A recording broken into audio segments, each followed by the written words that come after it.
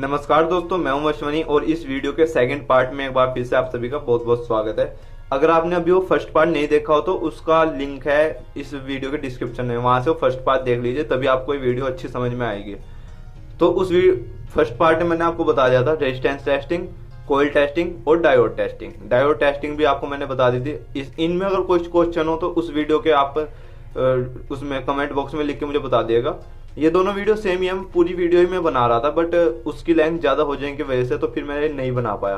तो इसमें मैं आपको बताता हूँ ये सेकंड पार्ट में। अब हम कैपेसिटर टेस्ट करेंगे, रिसीवर, स्पीकर और वाइब्रेशन। तो सबसे पहले हम बात करते हैं कैपेसिटर टेस्टिंग की। जैसे कि इसका नाम से पता चल रहा है, कैपेसिटर, कैपेसिटी का मतलब कि करंट को स्टोर करेगा। स्टोर करने के बाद उसे कहीं जहां भी सर्किट को जरूरत पड़ेगी, मतलब एक तरह से करंट को बूस्ट करने की जहां भी जरूरत पड़ेगी तो उसे फिर वहां ये हेल्प करेगा। तो कैपेसिटर कैसा होता है, जैसा आपको साइड में इमेज दिखाई दे रहा है, ये कैपेसिटर होता है। और अगर मैं आपको दिखाऊं पीसीबी में ये लगे हुए हैं। ये तो कुछ ज्यादा बड़े हैं क्योंकि ये जो वो होता है क्या MP4 का है, एक MP4 आते हैं जो वो उनका है। तो ये इसमें तो कुछ ज्यादा बड़े हैं, पर मोबाइल में इतने बड़े नहीं होते, मोबाइल में छोटे होते हैं, जैसे कि आपको ये साइड में दिखाई दे रहे हैं। अब बात आती है इसकी टेस्टिंग की। इसका काम क्या है, करंट को स्टोर करना, वोल्टेज को स्टोर करना, इसका जो वर्क होता है। अब हम इसकी टेस्टिंग कैसे करते हैं वो भी हम देख लेते हैं।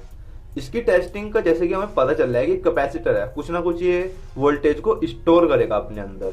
ये कई तरह के होते हैं। जो हमारे जो पीसीबी में यूज किए जाते हैं वो नॉन पोलराइज्ड सिरेमिक कैपेसिटर होते हैं, मतलब कि उनकी कोई पोलैरिटी नहीं होती है।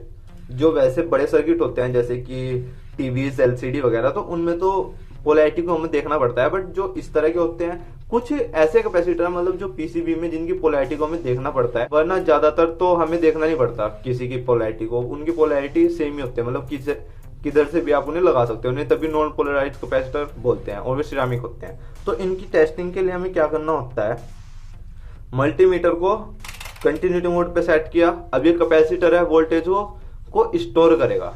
जब आप इसे फर्स्ट से टच करोगे और इनपुट पिन से टच करोगे और सेकंड से टच करोगे, ठीक है, यहाँ रीडिंग आएगा कुछ 1200 के समथिंग आएगी और वो चली जाएगी। क्यों? क्योंकि वो करंट को स्टोर कर लेगा अपने अंदर। अब अगर वो कैपेसिटर सही होगा तो कुछ ना कुछ वोल्टेज को स्टोर करेगा, अपने अंदर उसे स्टोर करेगा। अब उस स्टोरेज वोल्टेज को हमें चेक करना है, उससे हमें पता चलेगा कि जो हमारा कैपेसिटर है वो सही है या मतलब खराब है। हमने क्या किया, कंटिन्यूटी मोड पे डाला और इसे कैपेसिटर को चार्ज किया। इनपुट से एक प्रोब कनेक्ट की और आउटपुट से एक प्रोब कनेक्ट की, ठीक है। यहाँ कुछ रीडिंग आई और वो चली गई। उसके बाद मल्टीमीटर को सेट किया, ये जो वोल्टेज का आपको यहाँ दिखाई दे रहा है इस पे 20 वोल्ट पे, ठीक है फ्रेंड्स। अब फिर इसे हमने टच करके देखा,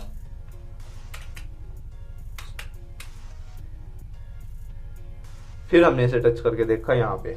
अब इस स्टार्टिंग में, क्योंकि जब ये बजर पॉइंट जिसे हम बोलते हैं, तो ये एक तरह से करंट आउटपुट ही करती है प्रोब, जिससे कि वो सर्किट अगर पूरा हो रहा हो तो यहाँ कंटिन्यूटी दिखा देता है, नहीं तो नहीं। जब हमने इसे कंटिन्यूटी मोड पे डाल के टेस्ट किया था तो इसका जो आउटपुट था, इससे कुछ जो आउटपुट मिल रहा था इसकी प्रोब से 1-2 वोल्ट, वो इसमें कैपेसिटर में स्टोर हुई। अब उसी स्टोर वोल्टेज को हमें टेस्ट करना है मल्टीमीटर से, इसलिए हमने मल्टीमीटर को डाला।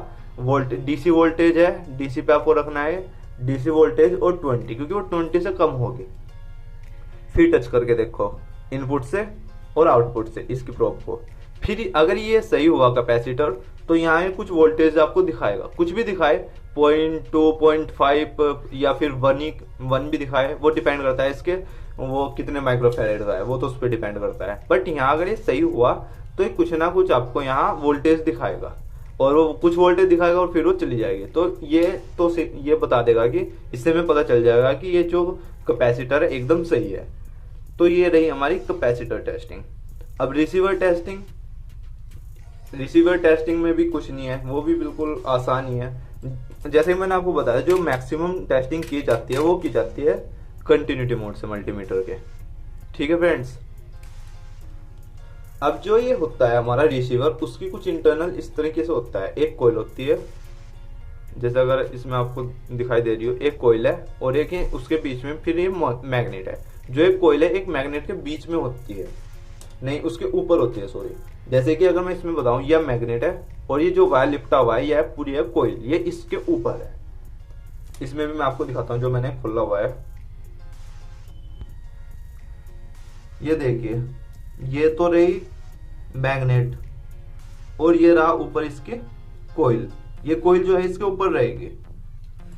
अब आपको पता है कोयल किस तरीके से बनी होगी, जैसे कि ये ऊपर वाली एक तरह से एक ही वायर होगा, उसके बहुत सारे फेरे करके दूसरी साइड से निकाल देंगे। अब हमें उसकी टेस्टिंग कैसे करनी है, जैसे कि अगर ये वायर कहीं से ब्रेक होगा तो कंटिन्यूटी हमें यहाँ दिखाएगा नहीं, और अगर ये सही होगा तो यहाँ कंटिन्यूटी दिखा देगा। और इसमें एक बात आपको बता दूं, इसमें कोई ऐसा इश्यू नहीं होता कि इसमें भी आपको प्लस माइनस को ध्यान रखना है, कैसे भी करो इसमें कोई प्रॉब्लम नहीं है। ठीक है, जैसे कि इसके अंदर मैंने आपको एक कोयल दिखाई, ये वाली कोयल। कोयल का क्या मतलब है कि एक ही सिरे को कई बार घुमा के दूसरी साइड से निकाल देना, जैसे कि इसमें है। जब आप इसे टेस्ट करोगे कि मल्टीमीटर से कंटिन्यूटी मोड पे डाल के कहीं से भी कनेक्ट कर लो, पॉजिटिव पॉजिटिव, नेगेटिव नेगेटिव, या नेगेटिव पॉजिटिव, कुछ इसमें फर्क नहीं पड़ता। ठीक है फ्रेंड्स, यहाँ करोगे तो यहाँ कुछ ना कुछ रीडिंग दिखाना चाहिए, या फिर कुछ भी रेजिस्टेंस दिखाए या सोर्टिंग ही दिखाए, सोर्टिंग ही दिखाएगा, क्योंकि जो इसके अंदर वायर यूज किया जाता है उसका रेजिस्टेंस बहुत ही माइनर होता है। तो यहाँ को सोर्टिंग दिखाएगा, सोर्टिंग में रेजिस्टेंस दिखाएगा लगभग 10 से 12 ओम के आसपास, तो उस तब तो ये सही होगा हमारा रिसीवर। अदरवाइज अगर यहाँ कुछ भी रीडिंग नहीं दिखा रहा है, सोर्टिंग दिखा रहा है, ओपन है बिल्कुल जैसे कि फिलहाल है, तो फिर ये खराब है। तो ये रही रिसीवर की बात। स्पीकर का भी सेम है जैसे ये, बस उसका बड़ा वर्जन। इसकी भी ये रही इसकी कोयल, और ये रहा वो मैग्नेट बीच में जो आपको दिखाई दे रहा है, ये है मैग्नेट। ये जो कोयल है इस मैग्नेट के ऊपर होगी, सेम यही है, बिल्कुल सेम, कुछ नहीं इसमें डिफरेंस है। जब आप यहां से दोगे, इसे इनपुट दोगे आप इस अब मल्टीमीटर कंटिन्यूटी मोड पे डाल के, कुछ रेजिस्टेंस दिखाए या फिर सॉर्टिंग दिखा दे, तो ये सही है। अदरवाइज ये स्पीकर खराब है। अगर बिल्कुल ही ओपन दिखा है तो स्पीकर खराब है, क्योंकि जो कोयला कहीं से ब्रेक हो चुके हैं, मतलब जो उसका वायर है कहीं से ब्रेक हो चुका है और टूट चुका है, वो एक तरह से कंटिन्यूटी नहीं बना पा रहा। तो ये रही हमारी स्पीकर की टेस्टिंग। अब जो लास्ट बचता है वो बचता है वाइब्रेशन।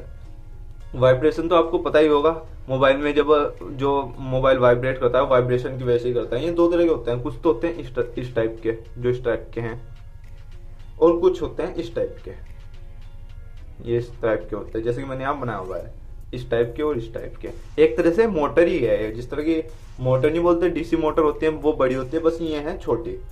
इसमें जो वाइब्रेशन जनरेट करता है एक तरह से, जो इसकी शाफ्ट होती है उस पे आगे एक व्हील टाइप का लगा होता है, बट वो पूरा व्हील नहीं होता, वो हाफ होता है, और वो काफी मतलब हैवी होता है। जैसे अगर इसमें दिखाया आपको दे रहा हो, ये हाफ व्हील इसमें आगे लगा हुआ है, पूरा नहीं है, हाफ है। इसी की वजह से वाइब्रेशन इसमें जनरेट होता है। अब जैसे अगर आपको पता हो डीसी मोटर के बारे में, डीसी मोटर के अंदर क्या होता है, दो मैग्नेट होती हैं और उनके बीच में कोइल्स होती है। जब इन दोनों मैग्नेट के जो मैग्नेटिक फील्ड है उसमें चेंजेस आता है तो मोटर मतलब मूवमेंट में आते हैं, एक तरह से मोशन करती है फिर। तो अगर इसमें भी वही कोइल वाला ही है सेम, जैसे इनमें था कोइल वाला, एक एक कोइल गई यहाँ से इनपुट में से, वो ऐसे जो इसका ये होता है, क्या बोलते हैं इसे, आर्मेचर होता है जो इसके अंदर का, उस आर्मेचर में से होके उसके साथ 3 आर्मेचर के होते हैं, कुछ 4 कोइल के होते हैं अंदर से, तो उसमें कुछ फर्क नहीं पड़ता। एक वायर गया अंदर से, मान लीजिए यहाँ से, ये वाला वायर यहाँ से घूम के इधर एक कोइल से गया, फिर इधर एक कोइल से, फिर यहाँ से इधर निकल गया।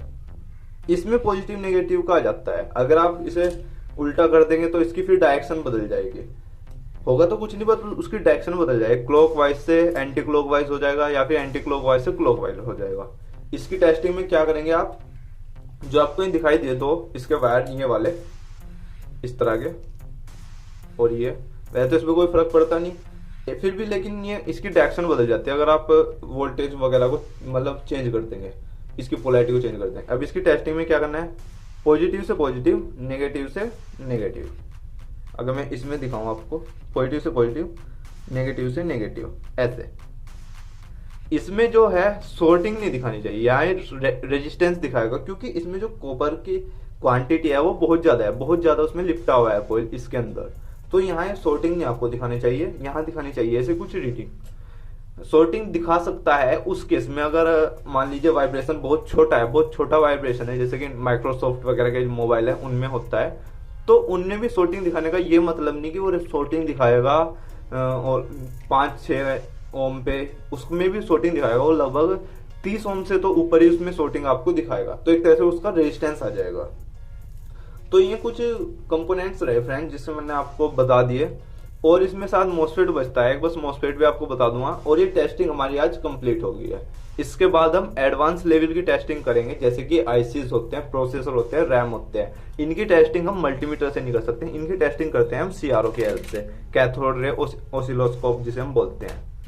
तो बस इसी तरह आप मेरे साथ बने रहिएगा। अगर आपको ये वीडियो अच्छी लगी हो तो इस वीडियो को आप लाइक जरूर कीजिएगा, और कोई भी आपके मन में क्वेश्चन हो किसी भी तरह का, इससे रिलेटेड कोई भी क्वेश्चन है तो आप कमेंट बॉक्स में लिख के मुझे बताइएगा जरूर। और ये आपको वीडियो कैसी लगी ये भी मुझे आप बताइएगा, और मेरे चैनल को सब्सक्राइब कीजिएगा, अपने फ्रेंड्स के साथ इस वीडियो को शेयर कीजिएगा।